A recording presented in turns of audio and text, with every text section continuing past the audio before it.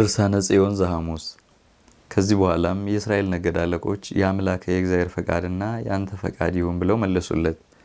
እኛ ከቃልህና ከትእዛዝህ የምንደፍረው የለም፣ ከእኛ ጽዮን እንደተወሰደች ለባዕዶች አሕዛብም አንነግራቸውም አሉ። ይህንን ቃል ኪዳንም ከቤተ እግዚአብሔር ውስጥ ተማማሉ።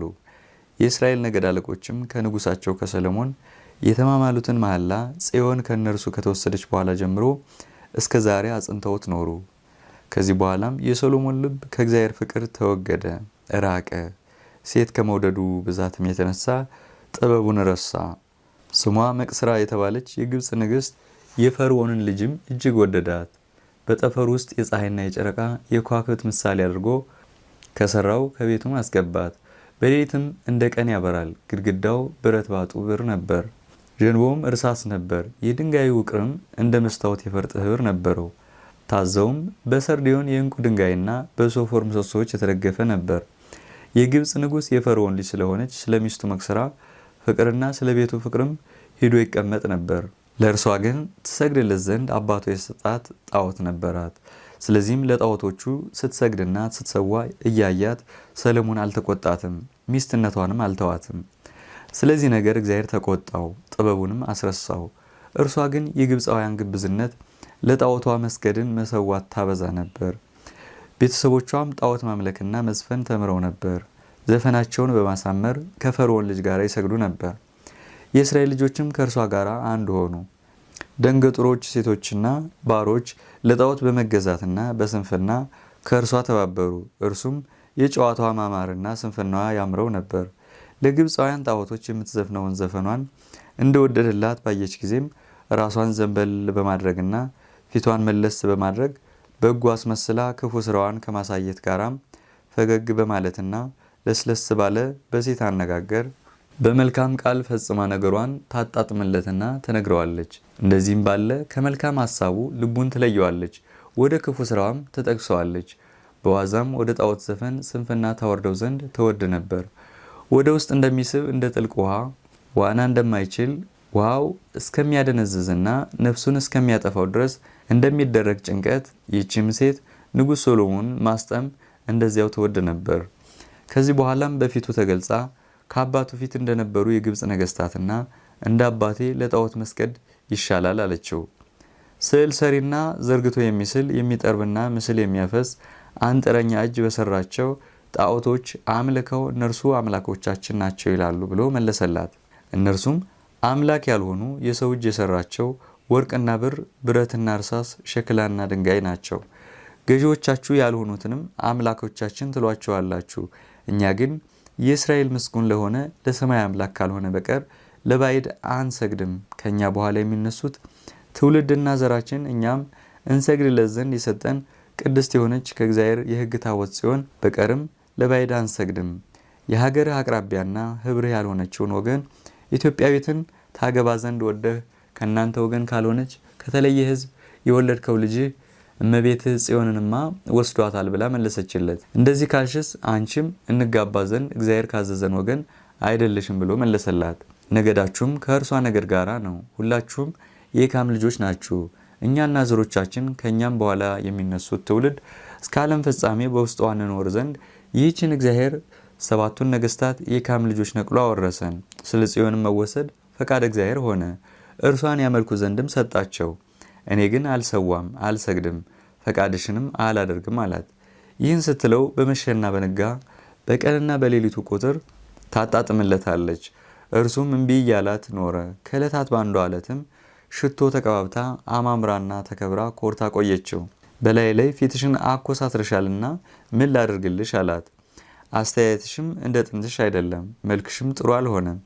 እንደ ጥንትሽ በእኔ ዘንድ ፊትሽን ታሳምሪ ዘንድ የምትወጂውን የምሰጥሽና የማደርግልሽ ነኝ አላት።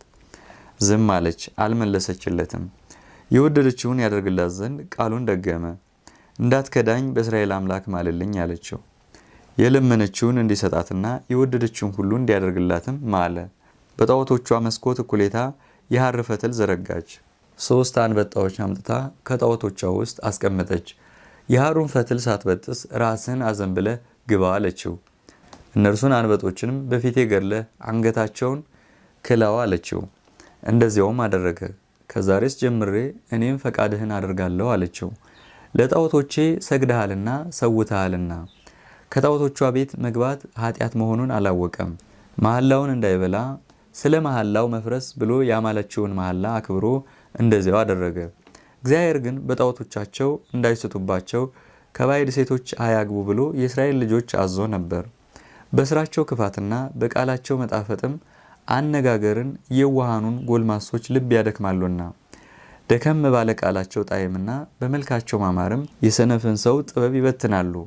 ከሰሎሞን የሚበልጥ ብልህ ማን ነበር? እርሱም በሚስቱ ሳተ። ከዳዊት የበለጠ ማን እውነተኛ አማኝ ነበር? እርሱም በሚስቱ ሳተ። ከሶምሶን የሚበረታ ማን ነው? እርሱም በሴት ሳተ። ከአምኖንስ በመልክ የሚያምር ማን ነበር? በአባቱ ልጅ በትዕማር ሳተ። እግዚአብሔር የፍጥረቱ መጀመሪያ አዳምም በሚስቱ በሔዋን ሳተ። ይህች ስህተትም በፍጥረቱ ሁሉ ላይ ሞትን ፈጠረች። ይህች ስህተትም ከሴቶች ከእነ ሔዋን ተፈጠረች እንጂ ከወንዶች የተፈጠረች አይደለችም፣ ሁሉም የሔዋን ልጆች ናቸውና። ለሰሎሞን ግን ለጣዖት ስለሰገደ በደል ሆነው እጅግ ጥበበኛ ሲሆን ሰነፍ ሆኗልና፣ ኃጢአቱም በነቢያቶቻቸው መጽሐፍ ውስጥ ተጽፏል።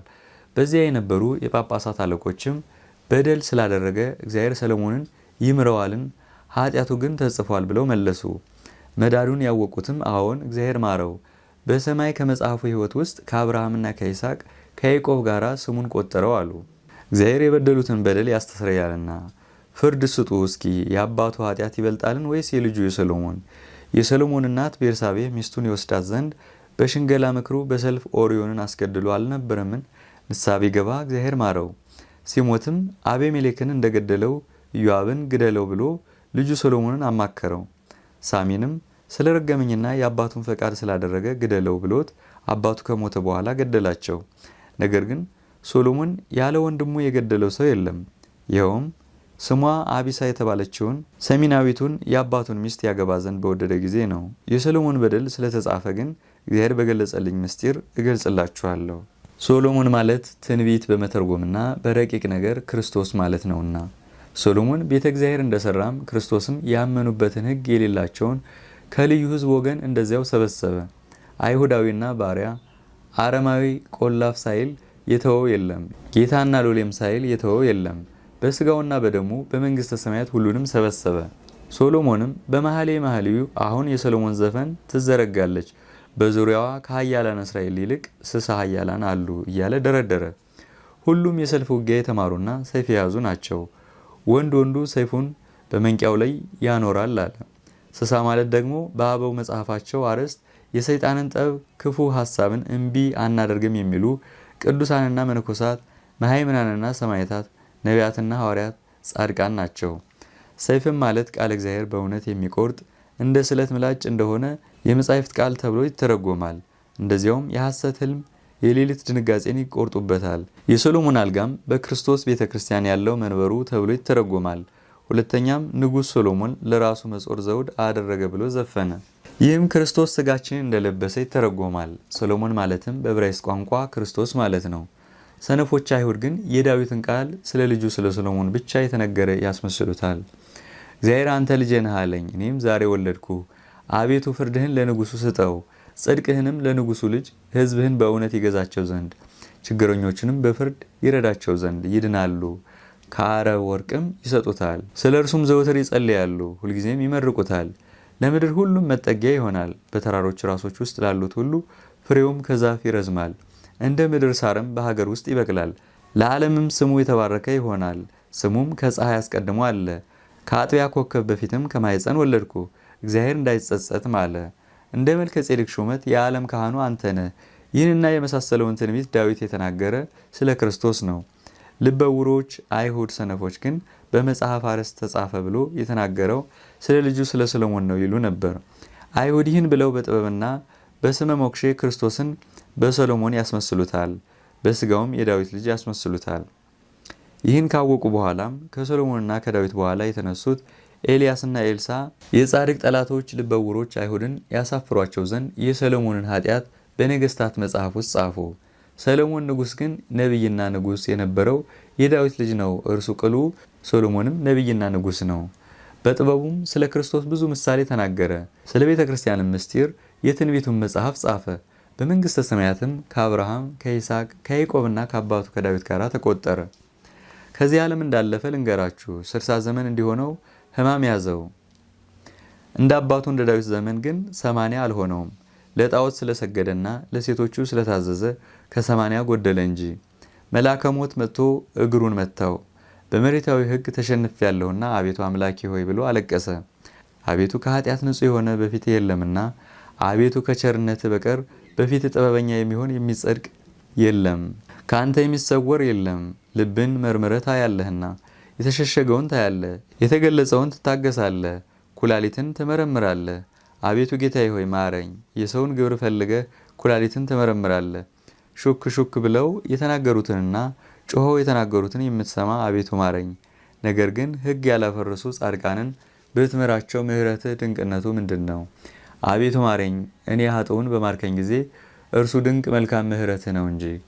እኔ በበደልኩ ጊዜ አቤቱ ማረኝ። ከትእዛዝህ ያልወጡ አባቶቼ አብርሃምና ይስሐቅ ያዕቆብንም አስብ። ኃጢአት የምታስተሰሪ መሐሪ ነህና አቤቱ ማረኝ። አቤቱ መኳንንትና ነገሥታትን ዓለምንም በመሃል እጅህ ያዝክ። አቤቱ ማረኝ። ለጻድቃን ዋጋቸውን የምትሰጥ አንተ ነህ። ኃጥአንን ለንስሐ የምትመልስ አቤቱ ማረኝ። ይህን ሲልም እንባው በፊቱ ይፈስ ነበር፣ በማዕረቡም ይጠርገው ነበር። ከእግዚአብሔር የታዘዘ መልአክም ወደ እርሱ ወርዶ እግዚአብሔር የላከኝን የምነግርህን ስማኝ። አንተ ብልህ ስትሆን ራስህን ሰነፍ አደረግህ አለው። ባለጸጋ ስትሆንም ራስህን አደኸየህ። ንጉሥ ስትሆንም የእግዚአብሔርን ትእዛዝ ተደፋፈርህ፣ ራስህን አጎሳቆልክ።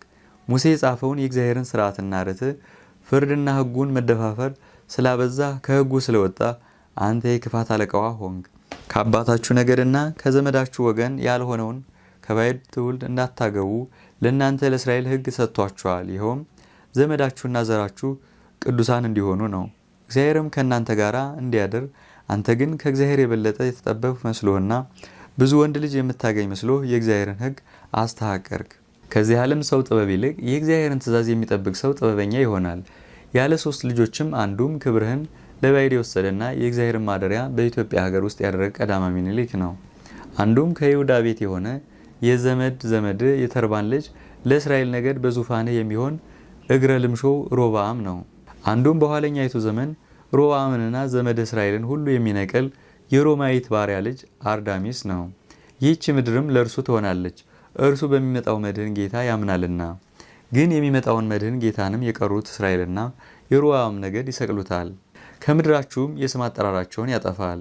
ልኩን የማያውቁትን ምክር ያስባሉና እርሱም ይበሳጭባቸዋል፣ የስም አጠራራቸውንም ያጠፋል። ለአንተ ግን የያዕቆብ ልጅ የዮሴፍ ምልክት አስረጅ ይሁን። ወንድሞቹ ከላባ ሀገር ከሶሪያ ወደ ግብፅ ሀገር ሸጠውታልና። ወደ ግብፅ ሀገር በመውረዱም በሶሪያና በዓለም ሁሉ ረሃብ ሆነ። በመውረዱ ዘመዶቹን ጠርቶ ከረሃብ አዳናቸው። በግብፅ ምድርም ሴኬም የምትባለዋን ሀገር ማደሪያ ሰጣቸው። ከግብፅ ንጉሥ ከፈርዖን በታች እርሱ ቅሉ ንጉሥ ነውና። ከዘመድህ የሚመጣው ጌታም በመምጣቱ ይቅር ይልሃል፣ ከሲኦልም ያወጣሃል። መድህን ጌታ እስኪመጣ ድረስም በዚያ ከአባቶች ጋር ትሰቃያለህ፣ ያወጣሃልም። ከአዳም ጀምሮ እስከሚመጣው ዘመን ድረስ ያሉትን ከፊትህ የሄዱትንና ከኋላ የሚመጡን አንተን የሚያድን መድህን ጌታ ከዘርህ ይመጣልና። ዮሴፍ ዘመዶቹን ከረሃብ እንዳወጣቸው በዘመድ አዝማድ ቁጥር ከሲኦል ያወጣቸዋል። መጀመሪያይቱ ሲኦል ረሃብ ናትና፣ እንደዚያውም መድህን ጌታ ዘመዶቹንና ፍጥሮቹን ከሲኦል ያወጣቸዋል። በኋላም ግብፃውያን እንደገዟችሁም እንደዚያው በጣዖት ማምለክ አጋንንት ይገዟችኋል። ሙሴ ዘመዶቹን ከመገዛት ከባርነት እንዳዳናቸው እንዲሁም መድህን ከሲኦል መገዛት ባርነት ያወጣቸዋል። በንጉሱ በፈርዖን ፊት ሙሴ 10 መቅሰፍት ተአምራትን እንዳደረገ እንደሰራም እንደዚያውም መድህን ጌታ ከዘመድህ የሚመጣው በወገንህ ፊት ለሕይወት ምልክት ያደርጋል። ሙሴም ምልክት አድርጎ ባሕሩን እንደመታና በደረቅ እንዳሳለፋቸው እንደዚያውም የሚመጣው መድህን ጌታ የሲኦልን ቅጽር አፍርሶ ያወጣችኋል። ሙሴም ፈርዖንና ግብፃውያንን በኤርትራ ባሕር ውስጥ አስጥሞ እንዳጠፋቸው እንደዚያውም መድህን ጌታ ሰይጣንና ሰራዊቱን አጋንንትን በሲኦል ውስጥ ያሰጥማቸዋል። ባሕር በሲኦል ትተረጎማለችና ፈርዖንም በሰይጣን ይተረጎማል፣ ግብፃውያን ሰራዊቱም በአጋንንት ይተረጎማሉ። ያለ ድካም 40 ዓመት በገዳም መና እንደመገባቸውም እንደዚያውም መድህን ከሲኦል ካወጣችሁ በኋላ ዘላለም የሕይወት መብል ይመግባችኋል።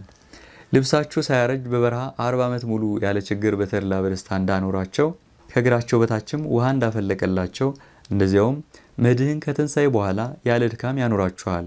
ኢያሱ ወደ ምድረ ርስት እንዳገባቸው መድህን ጌታም እንደዚያው ከደስታ ቦታ ያስገባችኋል። ኢያሱ 7ቱን የከናንን ነገሥታት እንደገደላቸው እንደዚያው መድህን 7ቱን የአቤስ አለቆችን ይገድላቸዋል። የከናንን ሰዎች ኢያሱ እንደነቀላቸውም መድህን ጌታ እንደዚያው ኃጣንን ይነቅላቸዋል፣ በኃጣን ቁልፍ ይቆልፍባቸዋል። አንተ ቤተ እግዚአብሔር እንደሰራህም ቤተ እግዚአብሔር በየተራሮች ራስ ላይ ይሰራል አለው። ሁለተኛም መድህን ጌታ ከዘርህ እንዲመጣ ምልክት ይሁን፣ ዳግመኛም ከኋላ ከሚነሱት ከዘርህና ከአባቶች ጋር ያድንሃል። በመምጣቱም ከሔዋን በፊት እንደ ዕንቆ ባሕሪ ከአዳም ሆድ ውስጥ መድኃኒታችሁ ተፈጠረች። ሔዋንን ከአዳም ጎን በፈጠራት ጊዜ ብዙ ተባዙ አላቸው። ከአዳም ሆድም ወደ አቤልና ወደ ቃየል አልወጣችም። ከአዳም ሆድ ወደ ሶስተኛው ወደ ሴት ተመለሰች እንጂ። ይህች ባሕሪ የተባለች እመቤታችንም ከእርሱ በኩር ወደ ሆኑት ስትሄድ እስከ አብርሃም ደረሰች። ከአብርሃም ወደ በኩሩ ይስሐቅ ተመለሰች እንጂ ከይስሐቅ እውይ ወደ ሆነው ወደ በኩሩ ኤሳው አልሄደችም። ወደ ትሑቱ ያዕቆብ ተመለሰች እንጂ ከያዕቆብም ወደ በኩሩ ወደ ሮቤል ስሑት አልተመለሰችም።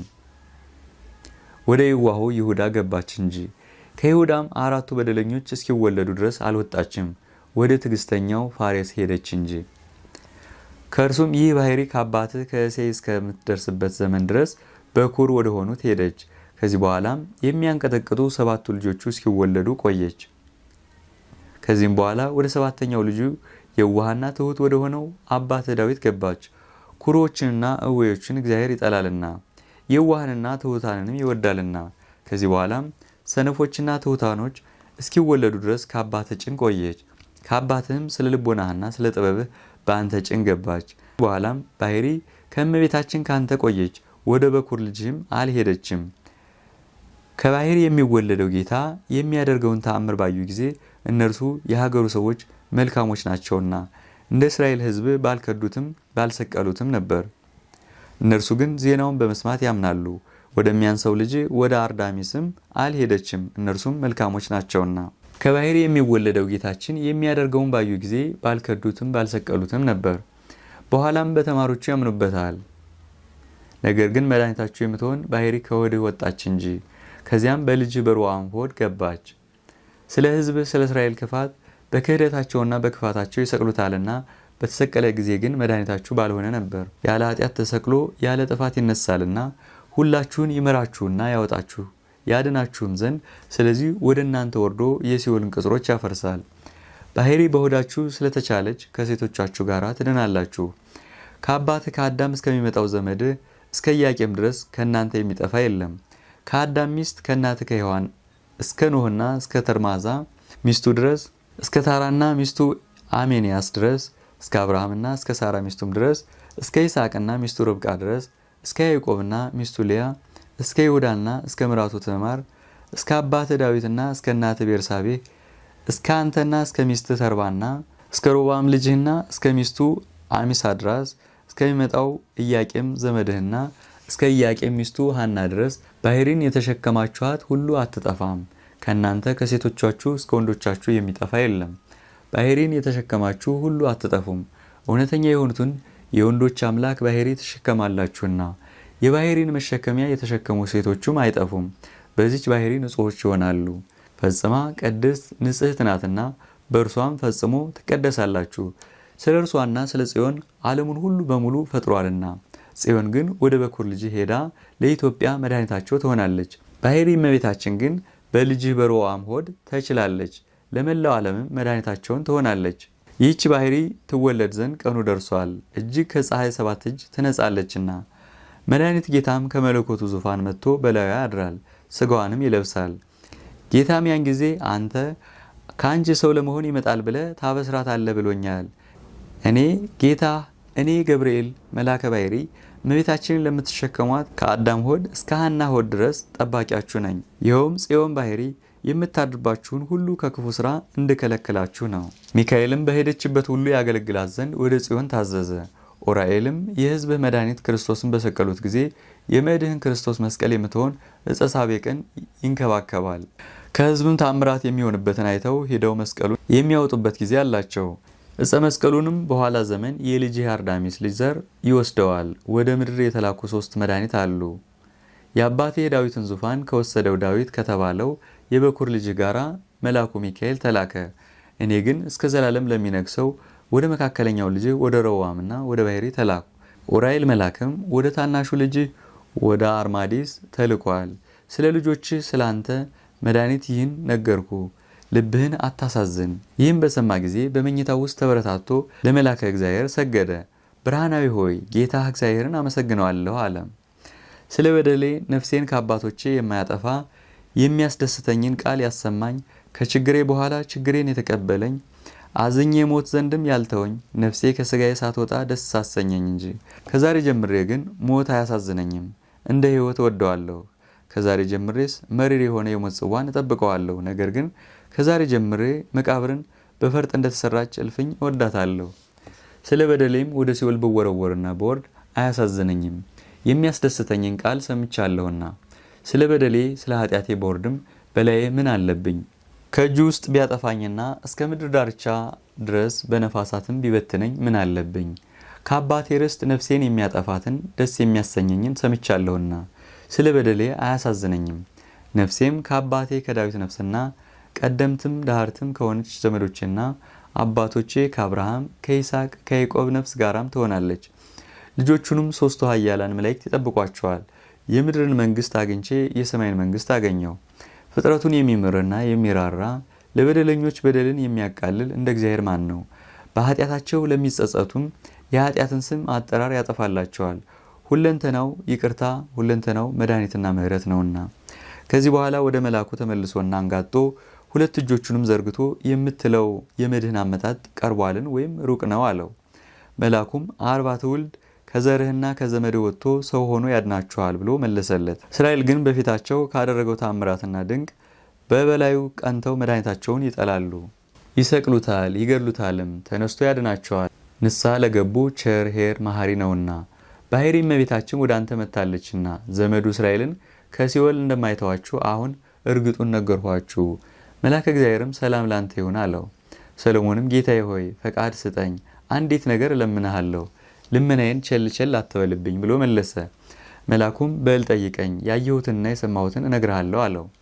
ሰሎሞንም መጀመሪያ ከርስቱ ወገን ሁሉ ይልቅ በሁሉም በኩሩ አድርጎ ስለመረጣቸው ስለ ሕዝቡ ስለ እስራኤል ግን አዝናለሁ፣ መድህን ከመጣ በኋላ ይጠፋሉ ብለኸኛልና አለ። ሁለተኛም መልአከ እግዚአብሔር አዎን እንደሚሰቅሉት ነገርኩ ብሎ መለሰ። በዕፀ መስቀሉ ላይ ደሙን ባፈሰሰ ጊዜ በዓለም ሁሉ የተበታተኑ ይሆናሉ። ሰሎሞንም አለው ለሕዝቤ ላልቅስላቸው ከፊት እስከ ኋላ ከኔም በፊት ዘወትር ፈጣሪያቸውን የሚያበሳጩ ለሆኑት ለሕዝቤ ወዮላቸው። ስለ ግብራቸው ክፋት ይማሩ ዘንድም አይገባቸውም። ሃይማኖት የሌለን ትውልድ ነንና ምርኮውን የሚካፈሉ ጻድቃን የሚገድሉ ንጹሕ ደም የሚያፈሱ ወዮላቸው። በትእዛዙ የማይሄዱ በቃሉም የማያምኑ ሞታቸው ይጠብቃቸዋል በላቸው ተቀምጦላቸዋል። መቅሰፍታቸው ከፍ ብሏል፣ ኃጢአታቸውም ይጠብቃቸዋል አይሰረይላቸውም። የአባታቸውን ኃጢአትም ያሳስባሉ፣ ግብራቸው ኃጢአት ነውና ቅሉ ራሳቸው በመከሩትም ይጠፋሉ። ኃጢአት ሰርቻለሁና ነገር ግን ለነፍሴ ወዮላት። በምድር ላይ ተጠበብኩ፣ ራሴን በዝሙቴ አጎሰቆልኩ፣ ሐመድም እሆናለሁ። በምድር ላይ ከነዳያን ጋር ምሕረት ካላደረገስ የንጉሥ ችሎቱ ምንድን ነው? ወደ መቃብር መሄዳቸውም አንዲት ናት፣ ወደ መቅ መሄጃቸውም አንዲት ናት። ብላሽ ተፈጥረናልና ሰዎች ጥቅማችን ምንድን ነው? ከጥቂት ጊዜ በኋላም እንዳልተፈጠርን እንሆናለን። ትንፋሻችን ጢስ ናትና ዝም ብትልም ፈጽማ ታልፋለች። በሕሊናችን የሚመላለስ የብልጭታ ቃልም ታልፋለች፣ እንዳለፈችም አመድ እንሆናለን። እጮኞቻችንና ወዳጆቻችንም ይጸየፉናል። በራሳችን ላይ ያለ አእምሯችንም ያፍራል። ነፍሳችን እንደወጣችም የስጋችን ሙቀት ትልና ቁስል ነው። እንዳለፈችም እንደ ኢምንት እንሆናለን፣ እንደሚበተን ደመናም እንሆናለን። እኛ ምንድነን? ነገርን ማብዛትም አይጠቅምም። የመልክ ማማርም ይጠፋል፣ የመንግስትም ጽናት ይጠፋል፣ የመኳንንት ኃይልም ይጠፋል አይገኝም። ሁላችንም እንደ እንጨት ጥላ እናልፋለን። ሞትም ካለፈ በኋላ ከኛ ይረሳል፣ ፍለጋችንም ከምድር አይገኝም። ሶስቱ የልጆቻችን ትውልድም ስማችንን የሚጠራ የለም አለ። ያን ጊዜም ወደ ልጁ ወደ ሮብዓም አቅንቶ አየና ልጅ ሆይ በምድር ላይ ብዙ ዘመን ታገኝ ዘንድ ቁጣን ታገሳት፣ መልካሟን ነገርም አድርጋት። ለባዕዶች አማልክቶች ጣዖቶችም አትስገድ፣ አታምልካቸውም። ጠላትህንና ባለጋራህን ታሸንፍ ዘንድ እግዚአብሔርን ፍራ እንጂ በሰማይም የአባቶችህን ማደሪያ ተወርስና ለዘላለም ሕይወትን ተወርስ ዘንድ ጻፉትና ከዕቃ ቤት ከቤተ ክርስቲያን አኑሩልኝ አለ። ካህኑ ሳዶቅንም ጌታዬ አባቴ ዳዊት በሕይወቱ ሳለ እንዳነገሰኝ እንደዚያው ቀብተህ አንግሰው ልጄን አለው። እኔም በሕይወቴ ሳለው ልጄ ሮብዓምን አነግሳለሁ። መልአከ እግዚአብሔር እንደነገረኝ ለእኔና ለአባቶቼ እስከ ዘላለም ድረስ ዘሩ መዳኛዬ ይሆን አለ። ከዚህ በኋላም ካህኑ ሳዶቅ ወስዶ እንደ ሕጉ ቀብቶ አነገሰው። ከድንኳኑ ውስጥ ለምለም እንጨት ተክሎ በአባቱ በሰሎሞን ስም መረቀው። በንጉሱ በሰሎሞን በቅሎ አስቀምጦም የንጉሥ አባት ሕያው ሁን፣ የዋለውን አያሳድርብህ አለው። ነጋሪቱ ተጎሰመ፣ ሀገሪቱም ደመቀች። ከሄደበት ወደ አባቱ ሳይመለስ ሰሎሞን አረፈ። ወደ አባቱ ወደ ዳዊት መቃብርም ወሰዱት። ለሰሎሞንም ከፍ ያለ ለቅሶ አለቀሱለት። በዚያ ዘመን በጥበብ እንደርሱ ያለ የሚገኝ የለምና። 7 ቀን ካለፈ በኋላም ሮብዓምን የአባቱን ለቅሶ አስተውት። ሕዝቡም ወደ ሮብዓም ተሰብስበው ግብርን አቅልልልን አሉት። የዋንዛ የዝግባ እንጨት ለማመላለስ ሰረገላ በመስራት ድንጋይ በማስወቀርና እንጨት በማስለቀም አባትህ አክብዶብናልና። ከቤተ መንግስቱ አለቆችና አማካሪዎች ጋር መከረ። አማካሪዎችም መልካም መልስላቸው አሉት። ዛሬ አንተ ለመሄድ ጭኑ ያልጸና ሕፃን ነህና ዛሬ ግን የወደዳችሁትን ሁሉ አደርግላችኋለሁ በላቸው፣ ተናገራቸው። ስልጣንህ በላያቸው ከጸናች ግን እንደወደድኸው ሕዝብህን ታደርጋለህ አሉት። እርሱም አለቆቹን አስወጥቶ ከእርሱ ጋር ያደጉትን በእውቀት ያልጎለመሱትን ወንዶች አስገባቸው። ከእነርሱ ጋራም መከረ። የእስራኤል ነገዶች ለእርሱ የላኩትን ነገራቸው። የቤተ መንግስቱ አለቆች የመከሩትንም ነገራቸው። እነዚህ እውቀት የላሸባቸው ልብ ያጡት ወንዶችም ሽማግሌ የሽማግሎችን ምክር ያደርጋል፣ አሮጌውም የአሮጌውን አለቃም የአለቃን ምክር ያደርጋል። እንዳንተ ያሉት ጎበዝ ግን እንዳንተ ያሉትን የጎበዞች ምክር ያደርጋል። እነዚህ አለቆች ግን ለመሄድ እንደማይችል ሕፃን ጭናቸው ደክሟል በምትለው በዚህ ነገርስ የጌታችንን የንጉሱን ትእዛዝ እምቢ የሚል ማን ነው? ከእነርሱም በሮብዓም ፊት የሚበር ማን ነው አለን። ከእነርሱም ሰይፉን በጦሩ የሚስል አለን። ከእነርሱም ጦሩንና የጦሩን ሽፋሽፍት የሚይዝ አለ። የጋራ ጨዋታቸውን በጨረሱ ጊዜ ጌታችን ሆይ አንተ ከእኛ ጋር ካለህና እኛ ካንተ ጋር ካለን አይዞህ ብለው መከሩት። ከእርሱ በኋላ መንግስት ትጸና ዘንድና አብረን ካንተ ጋር እናድግ ዘንድ የእኛን ሰልፍ የተማርነውን የእስራኤል ልጆችን አባትህ በጥበብ ተሰጠ። አንተ ጌታችን ግን ደካማ እንዳያስመስሉ ለእነዚሁ ሕዝቦች ፊትህን አፍረህ አታሳያቸው። በጠላትህ ላይና በጠላቶች ላይ ጠብን ማድረግ የማትችልም እንዳያስመስሉ በምግባርም በቃል ደካማ ፊት ከኛ ቢያዩ ግን ያን ጊዜ በእነርሱ ዘንድ የተናቅን እንሆናለን። ግብር ገጸ በረከት እጅ መንሻና መማለጃም አይሰጡንም፣ መንግስትህም ትጠፋለች። አባቴን በድንጋይና በእንጨት ግብር አከበደብን ትሉታላችሁ ብለ በቁጣና በጽኑ ቃል ተናገራቸው። እኔ ግን በጊንጥና በግር ብረት እገዛችኋለሁ። ከአባቴ አፍ ይልቅ የእኔ ቁጣ ይጸናልና ከወለደኝ ከአባቴ ምክርም የእኔ ምክር ይጸናል ይከፋል። በሁሉም ነገር በላያችሁ ያለማብዛት በቀር ለእናንተ የማጎድላችሁ ግብር ዕዳ የለም። ትእዛዜን ባታደርጉና ቃሌን ባትሰሙም እንስሳችሁን ከብታችሁን ብዝብዝ አደርግባችኋለሁ፣ ልጆቻችሁም ምርኮ ይሆናሉ። እናንተንም ሰይፌ ትበላችኋለች። የማሰማሪያችሁን ቦታና እርሻዎቻችሁን የውሃ ጉድጓዶቻችሁንና አትክልቶቻችሁን አውራጃዎቻችሁንና ሀገሮቻችሁን ወስድባችኋለሁ። ክቡራኖቻችሁንም በብረት በሰንሰለት እጅ አደርጋቸዋለሁ። ባለጸጎቻችሁም የባሮቼ ሲሳይ ይሆናሉ። ሴቶቻችሁም የቤቴ ክቡራኖች ጌጥ ይሆናሉ። ይህችን የተናገርኋት ቃሌንም አላስታጉላትም፣ አላጎድላትም፣ አላጥፋትም። ፈጠኜም አደርጋታለሁ፣ ለዓለምም አጽፋታለሁ። ይህች ምድር ለመላዋ ለአባቴ አባት ለዳዊትና ለሰሎሞን አባቴ መንግስታቸው ሆና ተሰጥታለችና ከአባቶቼ በኋላ ለእኔም እንደርሱ ሰጠኝ። እኔም እንደነርሱ እገዛችኋለሁ። ዛሬም መክራችሁ ታዘዙልኝ አለ። እንደዚህ ብለውም ለእስራኤል አለቆች ነገሯቸው። ሁሉም አንድ ሆነው በሙሉ ተነሱ።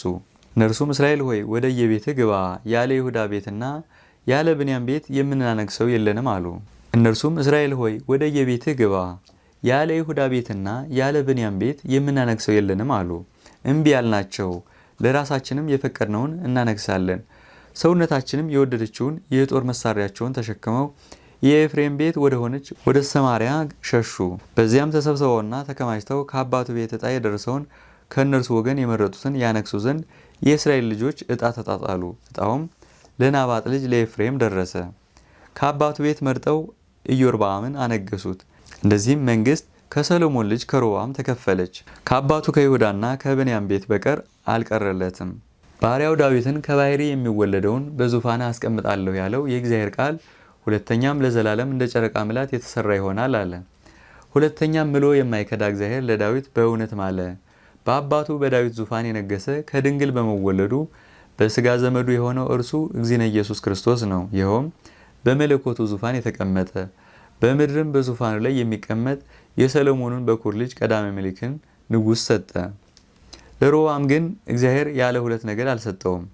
የሮም ንጉሥም የሚያንሰው የሰሎሞን ልጅ አርዳሜስ ነው። እግዚአብሔር ይህን ያደረገው ሰነፎች የአይሁድ ሕዝቦች ስለ ሰሎሞንና ስለ ልጁ ስለ ሮብዓም ብቻ የተነገረ ነው እንዳይሉን ነው። ልብን መርምሮ የሚያውቅ እግዚአብሔር ለእነርሱ እንዳያስመስሉ ይህን አድርጓልና። ሮብዓምንም ንጉሠ ይሁዳ አሉት፣ የሰማርያን ንጉሥንም ንጉሠ እስራኤል አሉት።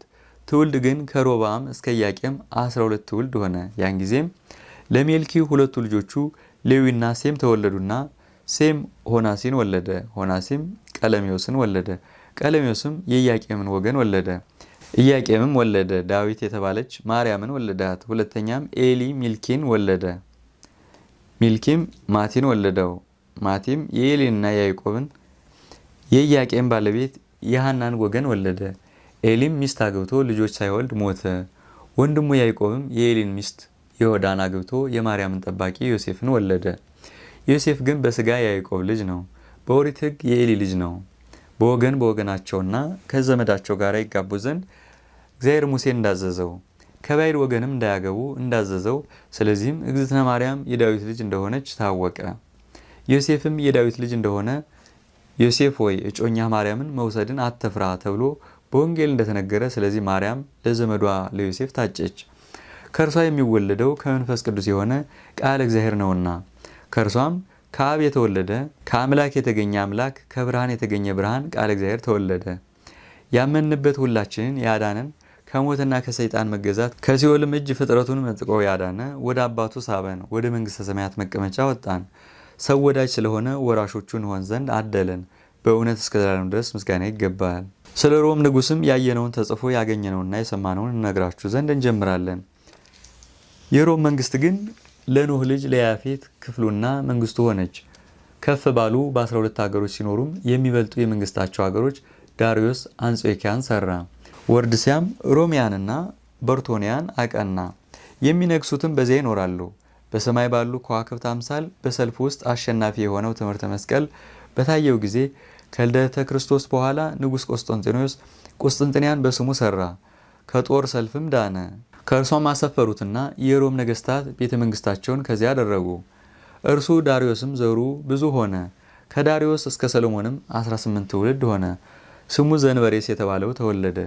የፀሐይ መስፈሪያና የከዋክብት መቁጠሪያ አስቆሎባ የተባለ መጽሐፍ በጥበብ ደረሰ። በኋላ ዘመን የያፌት ልጆች የአባታቸው መንግስት እንደማትኖርም አየ። ወደ ሴም ነገድ ወደ ዳዊት ዘር ትሄዳለች እንጂ። ይህን ባየ ጊዜም ሴት ልጅን ለልጅህ ውሰድ ብሎ ወደ ዳዊት ላከ። ንጉሥ ዳዊትም ወስዶ ለሰሎሞን ሰጠውና አድራሚስን ወለደ። እርሱም አስቀድሞ ሞተ። ከወገኖቹም የሚሆን ብልጣሶር ነገሰ። እርሱም በኋላው በዙፋኑ የሚነግስ ወንድ ልጅ አጣ። ከእርሱ በኋላ የአባቱ ልጆች እንዳይነግሱ ይቀና ይመቀኝ ነበር። ወደ ሰሎሞን ንጉስም ለከበረች ጥበብና ለመንግስት ከፍታ ሰላምታ ይገባል ሲል ጽፎ ላከ። ሰሎሞንም መኳንንቶቹን ሰብስቦ ልጆቻችሁን ስለወሰድኩባችሁ አታክፉኝ አላቸው። የኢትዮጵያ ሰዎች ስሙን ስላወቁ ሕዝቡ ስለሆኑት ለእግዚአብሔር ብፅዓት መባ ሆነዋልና፣ እንደዚያውም ልጆቻችንን ብንሰጥ የሮም ሰዎች የእስራኤል ሕዝብ ይሆናሉ። የእግዚአብሔር ሕዝብ በመሰኘትና በመባል ለእኛ ስም ይሰጠናል። የኢትዮጵያን መንግስትና የሮምን መንግስት የእስራኤል ሕዝብ ያዙ፣ ትንንሾቹ ልጆቻችሁ በሀገራችን ይተኩ ዘንድ አለ። ተነስተው መከሩና ተመልሰው ለጌታችን ለንጉሱ ይህንን እንደወደደ ያድርግ ብለህ ንገረው አሉ። ንጉሱም የምትሉኝን አሰሙኝ አላቸው። ከአሁን በፊት የቤታችን አለቆች የበኩር ልጆቻችንን ወሰድክ፣ ዛሬም ከታናናሾቹ ልጆቻችን ውሰድ አሉት። በዚህ ስራም እንደወደዱ አደረገላቸውና ልጁ አርዳሚስን ሾመው። ከእስራኤል መኳንንት ታናሾቹን ወሰደ። በአባቱ በሰሎሞን ስም ጠራ፣ ዕጣ ወጣለት። ካህንንም ከሌዋውያን ነገድ ስሙ አክመሃል የተባለውን ሰጡት። በንጉሱ በቅሎም አስቀመጡት። የንጉሱን አባት እንዴት ዋልክ ሕያው ሁን አሉት። ሕዝቡም ሁሉ በእውነት ያውለህ አሉ። ሽቶ የቀላቀለ ቅባ መንግስትን ቀቡት። የመንግስቱንም ሕግ ይጠብቅ ዘንድ አዘዙት። ያለ እስራኤል አምላክ በቀር ባዕድ አማልክትን እንዳያመልክም አማሉት። ወንድሙ ዳዊትን እንደመረቁትም መረቁት። ዳዊት የተባለውም ምኒልክ ነው። ትእዛዝንም እንዳዘዙት እዚያው አርዳሚስን አዘዙት። እስከ ባህር ዳርቻ ድረስም ሸኙት። ንጉሥ ሰሎሞንም ለሮም ንጉሥ ለብልጣሶር ሰላም ይገባል፣ ልጅ አርዳሚስን ልጅህን ሰጥተህ በሮሚ ሀገር ውስጥ አንግሰው ብሎ መልእክትን ጻፈ። ከዳዊት ዘር ንጉሥን ወደሃልና እኔም ፈቃድህን አደረጉ። እንደ ወደድህ የሚታዘዙልህን ከእርሱ ጋር ሕግን የሚጠብቁ በግራው የሚቀመጡ 11 መኳንንት በቀኙ የሚቀመጡ 11 መኳንንት ላኩልህ አለ። በብዙ ክብር ከሮሜ ንጉሥ መልእክተኞች ጋር ከዚያ ደረሱ። ለሮሜ ሀገር የሚያስፈልገውን ገንዘብ ሁሉ ወደ ብልጣሶር ላከ። የላካቸውንም ሁሉን ለልጁ ሰጡት። ብልጣሶርም እጅግ ተደስቶ ስሟ አድሎኒያ የተባለች ታላቅ ልጁን ሰጠው። እንደ መንግስቱ ከፍታም ከፍ ያለ ሰርግ አደረገ። በሮሜ ሀገርም ሁሉ ሾመው። በእርሱ ደስ ተሰኘ፣ በላዩም በረከት አደረበት። መልኩ ያማረ ጥበቡ የተደነቀ ነውና በኃይሉም የጸና ነው። ከዚህ በኋላም በአንዲት ቀን በፍርድ ይፈትነው ዘንድ ከቃል ፍርድ አውጣልኝ አለ። የወይን ቦታ ባለቤት ወደ እርሱ በመጣና በጮህለትም ጊዜ የዮዳድ ልጅ አርሳኒ የወይን ቦታ በበጎቹ አስጨረሰ ባለውም ጊዜ እነሆ በጎቹን ከቤቴ ውስጥ አግብቻለሁ፣ በላዩና በላዬ ምን ትፈርዳለህ አለው። የበጎቹን ባለቤት ወደ ንጉሱ ወጥቶ በጎቹ በጎቼ ናቸው ብሎ ጮኸ። በወይኑ ቦታ ስለገቡ ይዟቸዋል አስሯቸዋልና አለ። ንጉሱም ወደ ንጉሳችሁ ውሰድ፣ አርዳማስ ዘንድ ሂዳችሁ ተከራከሩ፣ የሚላችሁንም አድርጎ አላቸው። ሄደውም በፊቱ ከእርሱ ጋር ተከራከሩ። ንጉሱም የመጀመሪያውን ጯሂ በጎች የወይንህን ተክል እንዴት በሉብህ ብሎ መረመረው። ቅጠሏን ነው ወይስ ቁጥቋጡን ወይም ፍሬዋን ወይም ስሩን ከግንዱ ነው አለ። ባለ ወይን ቦታም የፍሬን መያዣ አዝቁን ፈጽመው በሉ፣ ከግንዱ ጋር ካለ ከሐረጉ በስተቀር ያተረፉት የለም ብሎ መለሰ። ሁለተኛም ባለበጉን ይህ ነገር እውነት ነውን ብሎ መረመረው። ባለበጉም ጌታዬ ሆይ አይደለም፣ ከቅጠሉ ጋር አዝቁን በልተዋል ብሎ መለሰ።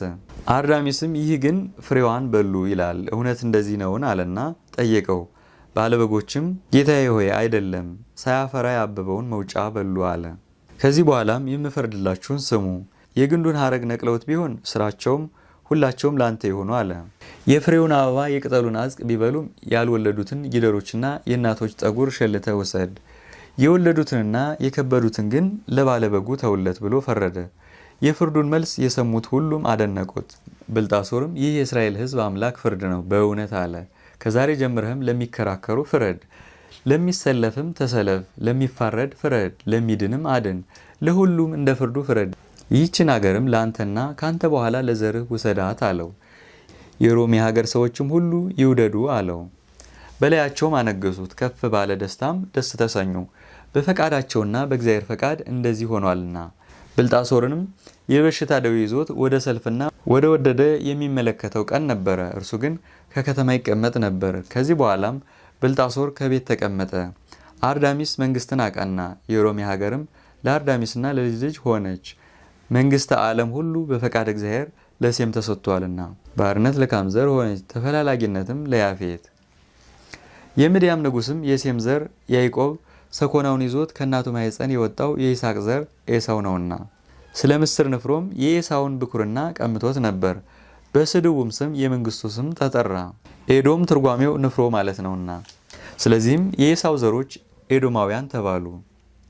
በሆዳምነቱ የሴም ዘር ብኩርናውን ጥሎ ተሽሯልና። ሆድ በትዕግስት ባትታሰር ስጋዊ ፍጥረት ሁሉ የሆድ ፈቃድ በወጥመድ ውስጥ ያዋርደዋልና፣ ስጋ የሳሳች ነፍስ የታሰረች ናትና። ስለዚህም ጳውሎስ ስጋ የማትወደውን ነፍስ ትወዳለች፣ ነፍስ የማትወደውንም ስጋ ትወዳለች አለ። ሁለቱም እርስ በርሳቸው እምቢ ይባባላሉ። ሰው ጨክኖ ነፍሱ ከስጋው ጋር አንድ ብትሆን እንደ ዲያብሎስ ይሆናል። የነፍስን ፈቃድ ቢፈጽም ግን ጻድቅ ይሆናል። በቀናች መንገድ የሚሄድ ሁሉ ራሱ ክርስቶስ ማለት ነው ብለው ሐዋርያት አስተምረዋልና። ጌታችንም ተማሪዎቹን በመንፈስ ሂዱ፣ ስጋችሁ የወደደውን ግን አታደርጉ። ይህን ሰምተው ስጋቸው የወደደውን ሁሉ ተውት።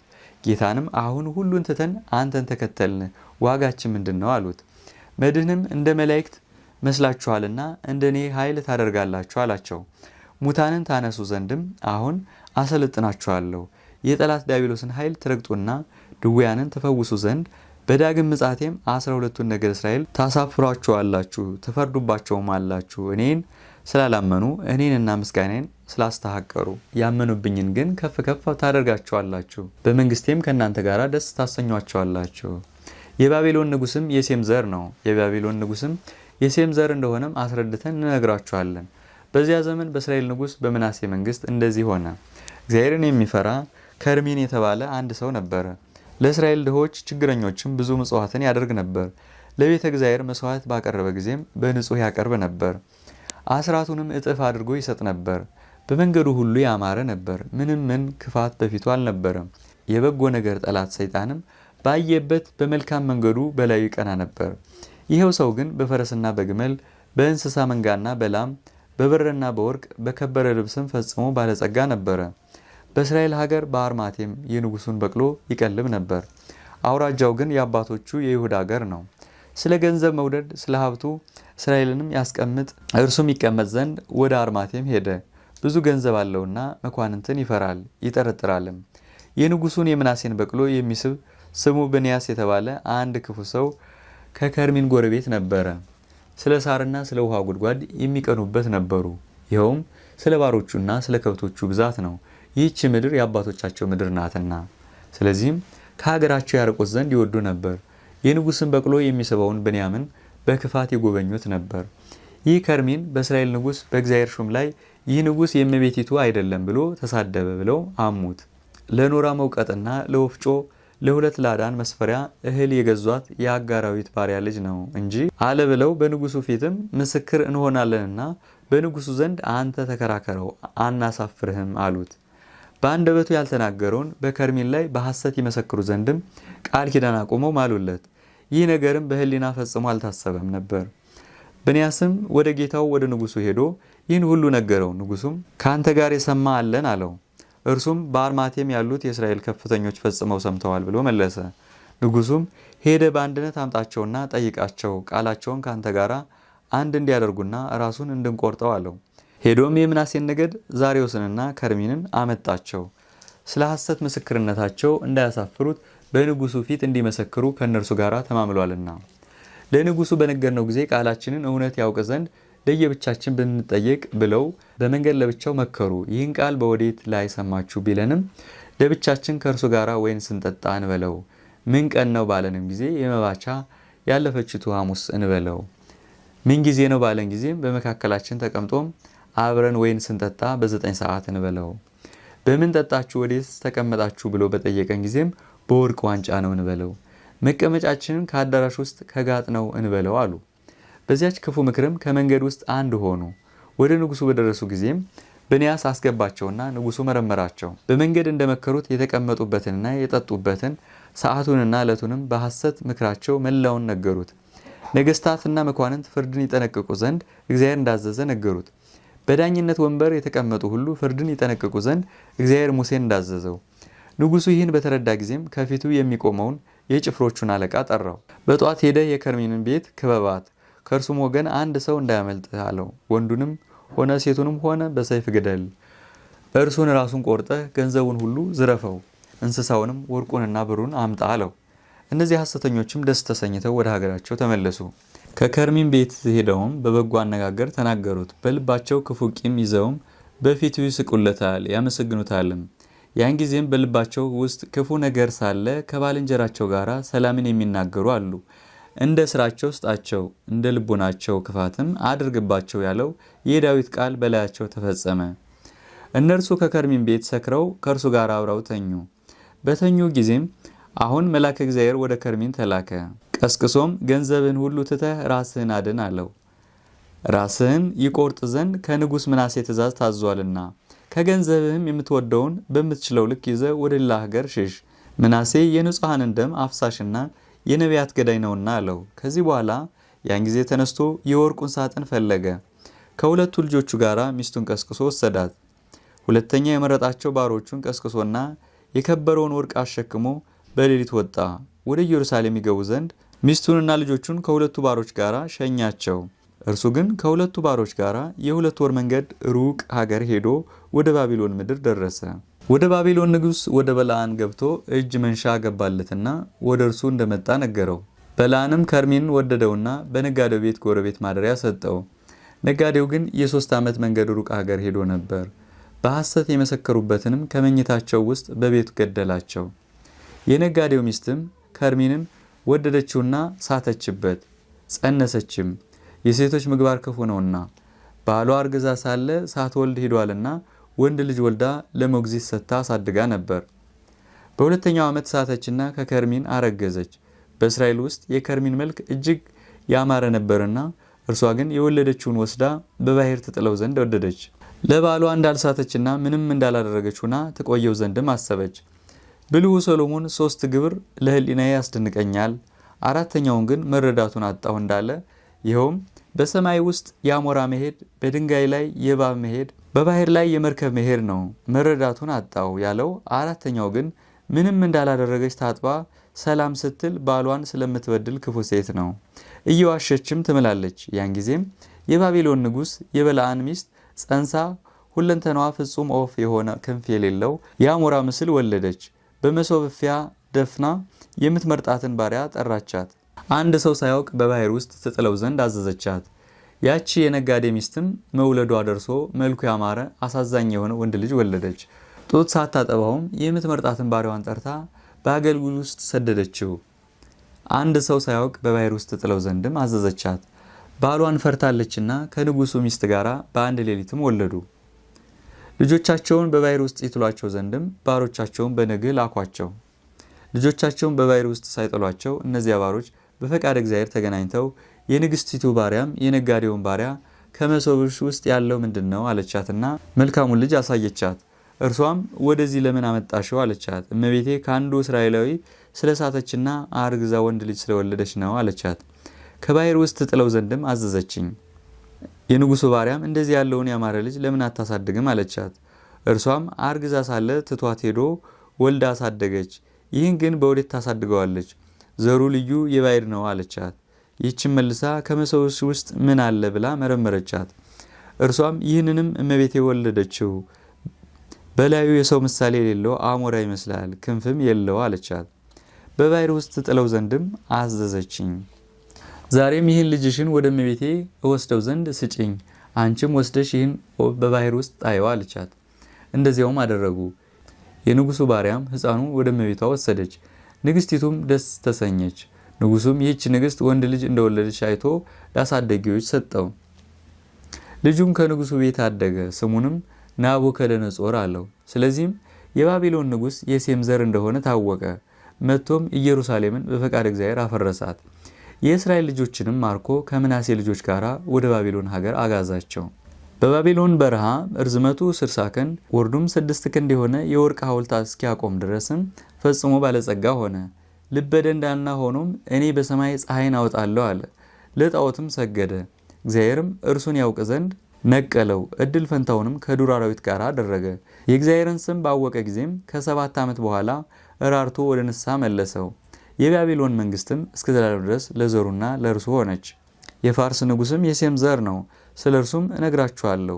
ይሁዳ 2 ልጆች ወለደ። ለታላቁ ልጅ ትዕማርን አጋብቶት ሳይወልድ ሞተ። ከወንድሙ ሚስት ዘንድ ለወንድሙ ዘር ይተካ ዘንድ ወደ እርሷ ታናሹን ልጁን ላከው። እርሱም እግዚአብሔር የሚጠላውን አደረገ። አባቱ ይሁዳ እንዳዘዘውም ለወንድሙ ዘር ይተካ ዘንድ አልወደደም። እርሱም ዘሩ በእርሷ ማህፀን እንዳያደር ከትዕማር ጋር በተኛ ጊዜ ወደ ምድር ያፈሰው ነበር። የግብሩን ክፋት አይቶ እግዚአብሔር ፊቱን ከእርሱ መለሰ፣ ገደለውም። ትዕማርንም አማቿ ወደ አባቷ ቤት መለሳት። ዘመዶቿንም ይህችን እስራኤላዊት ወደ ባዕድ አታጋቧት አላቸው።